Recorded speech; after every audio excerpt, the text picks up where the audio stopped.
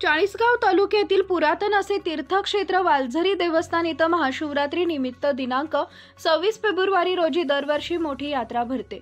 या यात्रेत लाखोंच्या संख्येने भाविक गर्दी करतात। रामायण रचिता महर्षी वाल्मिक ऋषी यांची तपोभूमी म्हणून या क्षेत्राला ओळखलं जात असल्यानं याचं विशेष महत्त्व आहे। या यात्रेच्या निमित्त वालझरी देवस्थान वारकरी संस्था यांच्या वतीनं यात्रेत येणाऱ्या भाविक भक्तांसाठी विविध उपाययोजना करून तयारी करण्यात आली आहे।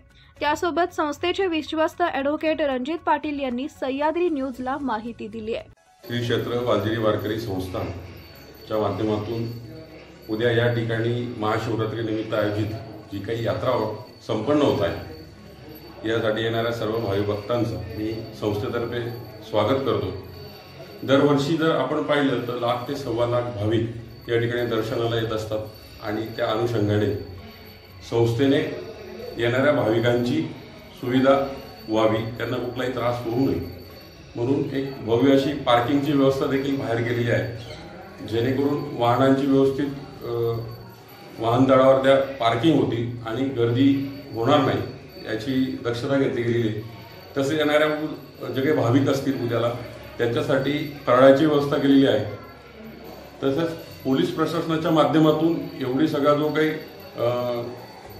जनसमुदाय या ठिकाणी जमणार आहे त्यावर अंकुश ठेवण्यासाठी पोलीस प्रशासनाची देखील मदत केलेली आहे।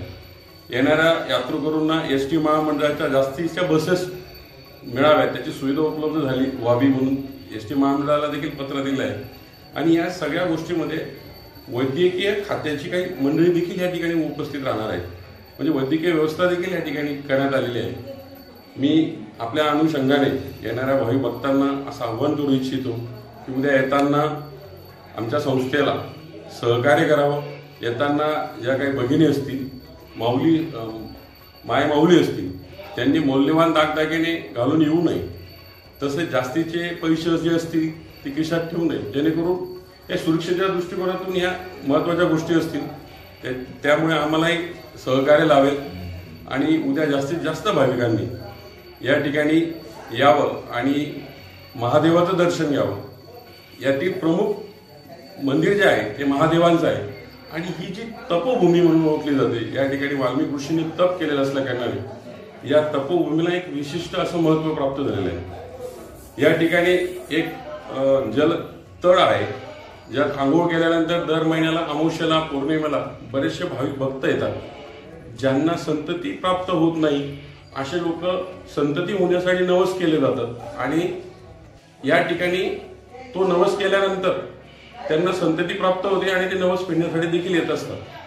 त्यामुळे प्रचंड अशी गर्दी उद्या उसळणार आहे। याचं सगळ्या गोष्टींचं भान ठेवून संस्थेने व्यवस्थित आपल्या स्तरावर आमच्या संस्थेचे अध्यक्ष असतील, उपाध्यक्ष, सचिव असतील, सर्व विश्वस्त मंडळांनी काटेकोरपणे अशी व्यवस्था केलेली आहे जेणेकरून भाविक भक्तांची सुविधा होईल। तरी मी सर्वांना आवाहन करतो की सर्वांनी जास्तीत जास्त संख्येने उद्याच्या महाशिवरात्रीच्या पर्वणीचा लाभ घ्यावा आणि महादेवाचं दर्शन घेण्यासाठी या ठिकाणी यावं। धन्यवाद।